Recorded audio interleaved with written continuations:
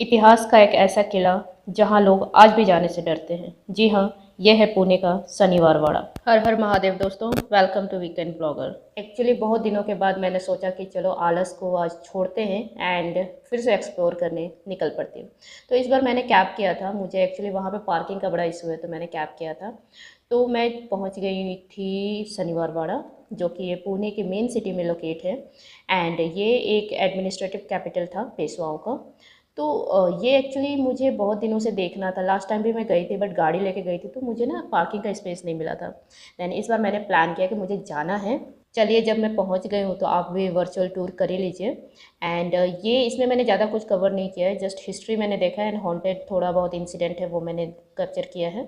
तो बेसिकली ये बाजीराव पेशवा ने बनवाया था 1732 में। एंड इसका नाम शनिवार वाड़ा इसलिए पड़ा, मे बी बिकॉज ये शनिवार के दिन इसकी कंस्ट्रक्शन स्टार्ट हुई थी। एंड वाड़ा मतलब नॉर्मल सी बात है, मराठी में उसको कहते हैं रेसिडेंस होती है, जो जहाँ पे लोग रहते हैं। एंड नॉर्मल हिंदी में भी वही होता है।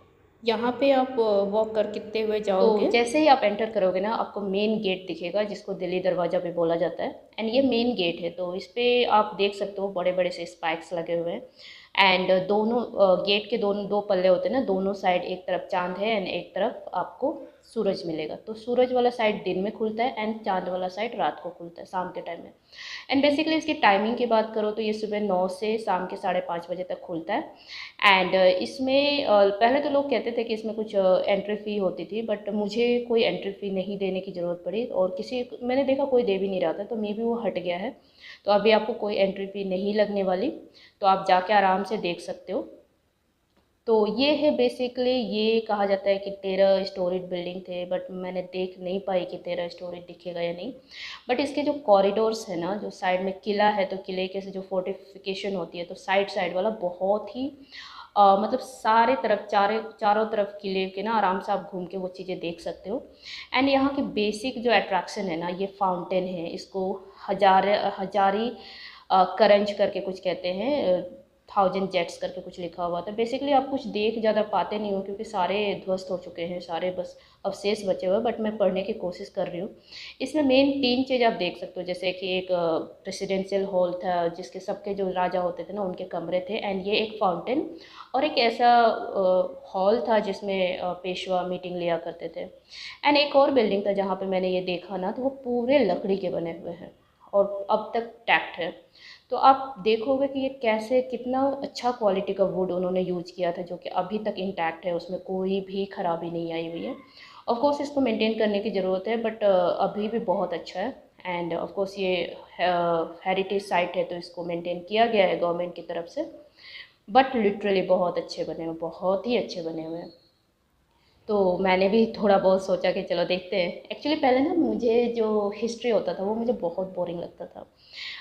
क्योंकि मुझे लगता था कि history history is all about chronology and numbers, कैसे लड़ाई हुई थी, किसके साथ हुई थी, ये हमें रिमेंबर याद करने की ज़रूरत पड़ती है। But no, big no. क्योंकि यार आप जब से मैंने एक मूवी देखी ना, कई बार हिस्टोरिकल मूवी जैसे कुछ बनती है, जैसे अभी रिसेंटली छावा रिलीज हुआ, तो मैंने देखा यार, मतलब देख के गुस्सा भी आता है कि हम कितने बदनसीब हैं, जो रियल हीरो हैं उनको तो दिखाया ही नहीं जाता।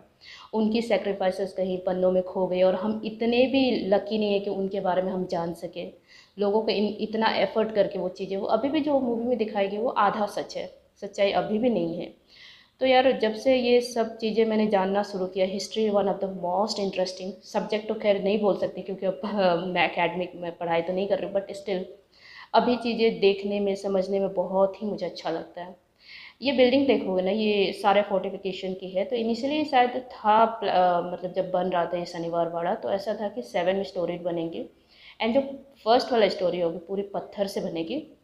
बट लेटर ऑन कुछ इशू हुआ तो कहा गया कि नहीं, फर्स्ट स्टोरी राजा के लिए जो बनेगी वो पत्थर से बनेगी एंड लेटर ऑन बाकी सारे ब्रिक्स से बनेंगे। तो मुझे कुछ नहीं मिल रहा था क्योंकि कहा जाता है कि 1828 में एक ह्यूज फायर ब्रेकआउट हुआ था, आग लगी थी, तो उसमें सारे कुछ जल गए थे। बट ये सोचना मेरे लिए थोड़ा मुश्किल है क्योंकि यार 13 स्टोरी बिल्डिंग कैसे जल के इतना ध्वस्त हो सकती है, जो कि अभी टिक भी नहीं सकता। आपको चीज़ें, इतनी सारी चीज़ें आपको एक्चुअली समझ नहीं आती। ये सारे वॉल हैं उसके, जो फर्स्ट स्टोरी देखोगे ना वो पत्थर के दिख रहे हैं, लेटर ऑन उसके ऊपर आप ब्रिक्स के देख सकते हो। तो क्या करोगे बताओ। बहुत सारी चीज़ें मैंने बोर्ड देखने की कोशिश करी थी तो उससे मुझे मिला, बट बहुत सारी ऐसी चीज़ें हैं जो आप आइडेंटिफाई भी नहीं कर सकते। बट जो हुआ है यहाँ पे, मैं कोशिश कर रही थी कि चीज़ें कुछ मिल जाए। ये वाली जो एरिया है ना, तो ये कुछ गार्डन वार्डन है, तो मैं ज़्यादातर बोर्ड से ही पढ़ने की कोशिश कर रही हूँ। तो मुझे 3-4 चीज़ें जो मेन चीज़ें थी, रेसिडेंशियल एरिया दिखा था, एंड हज़ार करंज करके वो फाउंटेन मिला था, एंड बहुत सारी ऐसी चीज़ें थी। एंड जो रेसिडेंशियल एरिया था उसमें बहुत मतलब एडवांस उनका था यार, स्विमिंग पूल्स बने हुए हैं, एंड अपने अपने पर्सनल अंदर जैसे कि कूलिंग करने की टेक्निक्स बनी हुई हैं। तो बहुत चीज़ें थी, बहुत चीज़ें थी। एक्चुअली आइडेंटिफाई करना थोड़ा मुश्किल था क्योंकि चीज़ें दिख नहीं रही थी। बट ऑफ कोर्स वो यही नहीं है, यहाँ पे उनका कहीं और था। एंड इनका कहा जाता है कि यहाँ पे जो मस्तानी गेट है अंदर 5 से 7 सैनिक रहते थे ये, बट ये बहुत छोटा मुझे दिखा, मे भी कहीं और होगा क्योंकि वो बुंदेलखंड की थी, तो वहाँ पे मेन मस्तानी महल तो बुंदेलखंड में ही है। तो चलिए अब बात कर लेते हैं हॉन्टेड हिस्ट्री की। यहाँ पे जो हुआ है, तो एक्चुअली क्या हुआ था कि यहाँ पे नाना साहब जो राव थे ना, वो यंगेस्ट राजा बनने वाले थे। तो उन्होंने सत्ता संभाल ली थी, बट कॉन्स्पिरेसी के चक्कर में, कहते हैं ना कि सत्ता बहुत बड़ी चीज़ होती है, तो वही वाला गेम हुआ। नाना साहब राव के खुद के चाचा रघुनाथ राव और चाची आनंदीबाई ने, उन्होंने कहा जाता है 16 साल का है, बट हिस्ट्री में 18 साल भी कहा जाता है, तो वही था, उनको मरवा दिया गया। इनिशियली ऐसा हुआ था कि आनंदीबाई ने उनको कहा था, एक समर सिंह करके थे, समर सिंह गर्दी जो कि सेनापति थे, उनको कहा गया था कि कैप्चर करो, लाइक बंदी बनाओ, ऐसा कुछ था। बट पता नहीं क्या हुआ, देन अगेन उनको ऑर्डर मिला कि मार दो, तो उनको वैसे ही कॉन्स्पिरेसी के तहत मार दिया गया था। एंड मिस्ट्री ये है कि बहुत लोगों ने वो किया है कि अभी भी जो नाना साहब ना, जिस दिन उनकी हत्या हुई थी उस दिन वो भागते हुए कहते हैं कि काका मुझे बचा लो, काका माला बचावा करके, जो महाराष्ट्र में होता है ना, बेसिकली ये था कि चाचा मुझे बचा लो। तो अभी भी कहा जाता है कि जो फुल मून जो होता है ना, उसमें ये आवाज़ें सुनाई देती है। तो ऐसे कुछ है। एंड बहुत सारे रिसर्चर्स ने भी जाके इसमें थोड़ी सी रिसर्च करने की कोशिश की, तो ऐसे कुछ आवाज़ें, कुछ परछाइयाँ दिखती है। बट होता है ना कि कई बार ऐसा साइकोलॉजिकल इफेक्ट भी होता है कि ऐसे कहानी सुन के लोगों को कहानी को बनाने की पहले से डर रहता है, तो दिमाग में एक डर बैठ जाता है। बट स्टिल यहाँ पे रात को किसी को अलाउ नहीं किया जाता है अंदर जाने की। कहा जाता है कि जो जाते हैं वो वापस नहीं आते। कई लोगों ने ये एक्सपीरियंस की है।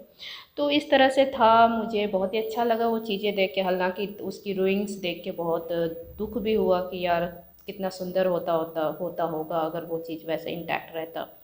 बट स्टिल इस हिस्ट्री आज जो है वो कल शायद ना हो। तो बट मज़ा आया मुझे यहाँ पे विजिट करके ना। एंड इस तरह से लाइफ का एक और दिन बहुत ही अच्छे से गुजरा। And now welcome to Pune metro. And मज़ा आया एक्चुअली। तो मैं गन्ने का जूस एंजॉय करते हुए, and bye bye, take care, see you again in another blog, bye bye.